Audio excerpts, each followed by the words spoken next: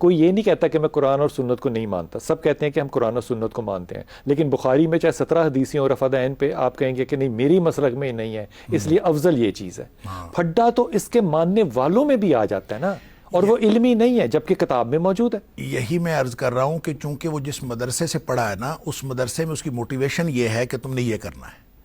اگر وہ اپنی موٹیویشن چینج ہو جائے، اس کی موٹیویشن چینج کیسے ہوگی؟ اگر اس کے اندر امت کا نقطہ نظر آئے گا تو پھر موٹیویشن چینج ہو جائے گی۔ اور میرا مسئلہ میری امت ہے، نہ کہ میرا مسلک ہے۔ اگر وہ امت کی موٹیویشن لے کے آئے گا تو پھر اس کے مسائل آہستہ آہستہ اس کو یہ چھوٹے مسئلے نظر آنا شروع ہوں گے۔ یعنی بندہ تو نماز نہیں پڑھتا، لوگ تو اکثریت نماز نہیں پڑھتی، ہم اس چکر میں ہیں کہ کوئی رفع دین کرتا ہے کہ نہیں کرتا، کوئی اونچی آمین کہتا ہے کہ نہیں کہتا، ہم اس چکر میں اگر کریں گے تو اس کا مطلب یہ ہوگا کہ ہم لوگوں کو وہ جو نماز پڑھانا یا نہ پڑھانا وہ ہمارا فوکس نہیں ہے۔ ہمارا فوکس اپنے اپنے مسائل ہیں، کس طرح پڑھ رہے ہیں۔ لہٰذا دیکھیں، نماز اسی طرح پڑھنی چاہیے جس طرح نبی کریم صلی اللہ علیہ وسلم نے پڑھی، یہ بہت ضروری بات ہے۔ لیکن اس سے زیادہ ضروری بات ہے کہ نماز پڑھے، پہلے نماز تو پڑھے۔ اس طرح اگر ہم امت کے لیول پہ اور براڈر لیول پہ اپنا نقطہ نظر رکھیں گے تو میرا خیال یہ ہے کہ یہ مسئلے آہستہ آہستہ ہمیں خود اپنے فوکس میں آؤٹ آف فوکس ہوتا نظر آئے۔ میں آپ کو ایک بات احمد رفیق اختر صاحب کی سنا دوں۔ ایک میری طرح کا جاہل بچہ بیٹھ کے نا ان کے ساتھ گھنٹوں بحث کرتا رہا کہ نماز ایسی ہونی چاہیے کہ ایسی ہونی چاہیے، اس میں یہ ہے کہ اس میں ہے۔ جب استاد محترم تھک گئے نا تو انہوں نے کہا بیٹا تو نماز پڑھتا ہے، 3 نمازیں گزری ہیں تو ایک کے لیے نہیں اٹھا۔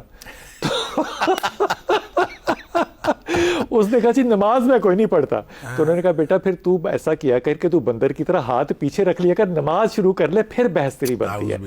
تو یہ معاملات اپنی جگہ، لیکن ڈاکٹر صاحب دیکھیں نا، ایک دوست ساتھ، ایک ہمارے پروفیسر دوست تھے، وہ کہتے میں ینگ تھا تو میں نے ایک جگہ نماز پڑھی تو مجھے ایک مولوی صاحب کہنے لگے تمہاری نماز نہیں ہوئی نہیں، تو میں نے کہا ہو گئی۔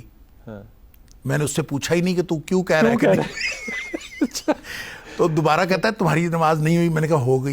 وہ کہتا ہے جتنی دفعہ اس نے کہا کہ تمہاری نماز نہیں ہوئی، میں نے کہا میری نماز ہو گئی، ختم بات۔ میں نے اس کا نقطہ نظر پوچھا ہی نہیں کہ بھئی نماز ہوئی کہ نہیں ہوئی، اللہ کو پتہ ہے۔ آپ نبی پاک صلی اللہ علیہ وسلم نے نماز کا ایک طریقہ بتایا، آپ اس کے مطابق پڑھنے کی کوشش کریں۔ جو دوسرا تبلیغ کر رہا ہے وہ اگر تو نبی کریم صلی اللہ علیہ وسلم کا طریقہ بتا رہا ہے تو ٹھیک ہے۔ دیکھیں میں اس میں ایک حل بتاتا ہوں۔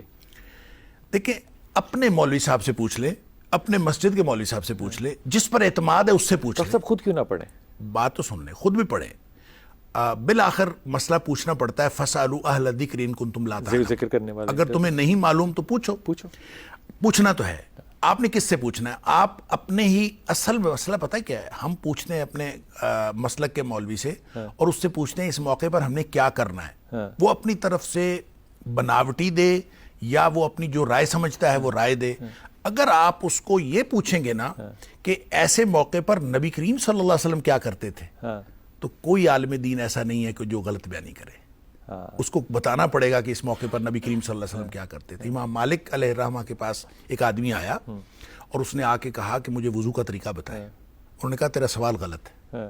یہ پوچھ کے نبی پاک صلی اللہ علیہ وسلم کیسے وضو کرتے؟ 3 دفعہ اس نے پوچھا، آپ نے کہا سوال غلط ہے۔ تو سوال کیسے غلط ہے؟ مجھے وضو کا طریقہ، انہوں نے کہا میں کون ہوتا ہے وضو کا طریقہ بتانے والا؟ میں نے تو خود سیکھا ہے نبی سے۔ مجھ سے یہ پوچھو کہ نبی کریم صلی اللہ علیہ وسلم کا وضو کا طریقہ کیا تھا، پھر میں تمہیں بتا دوں گا۔ لہٰذا ہم سب اگر اپنے سوال بدل لیں نا تو علماء کو جواب بدلنے پڑیں گے۔ اور کیا بات ہے، واہ واہ واہ واہ۔